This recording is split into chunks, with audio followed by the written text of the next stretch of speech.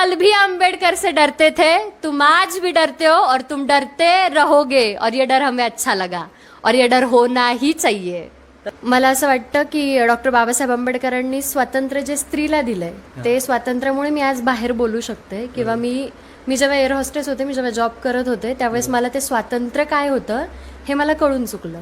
तो व्हिडिओ होता नागपूरचा आणि तो माझा पहिला कार्यक्रम होता आणि पहिला स्टेज होता तो माझा. आणि मी तो स्टेज शेअर केला होता सुजात आंबेडकरांसोबत. आणि तो धम्म सकाळचा कार्यक्रम होता आणि आपल्यासारख्याच 21-22 एजच्या मुलाने तो कार्यक्रम एकट्याने कार्यक्रम घेतला होता. आणि त्याने मला मेल केला की ताई असं असं आहे, आपल्या समाजाचे आहेत. तर त्याने ज्या पद्धतीने तो मेल लिहिला होता त्या मेलला बघूनच मी तो कार्यक्रम हो म्हणून टाकला. की तो इतका प्रोफेशनल होता आणि तो इतका संयमी होता, त्याने इतकं व्यवस्थित त्याचे शब्द मांडले होते की ते मला खूप जास्त आवडले. मग तो मी कार्यक्रम हो बोललो आणि मग आम्ही नागपूरला गेलो. धम्म सकाळ म्हणून कार्यक्रम होता तो.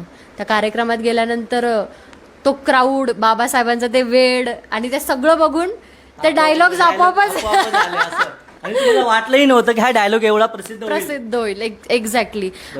म्हणजे डायलॉगचा एक्झॅक्ट अर्थ असा आहे की बाबासाहेबांना घाबरतात यासाठी नाही की त्यांनी तलवार घेऊन युद्ध केलं, पण त्यांच्या पेनात इतकी धार होती की त्यांनी हजारो वर्षांचे ते गुलामगिरी आपल्यासाठी मोडून टाकली. आणि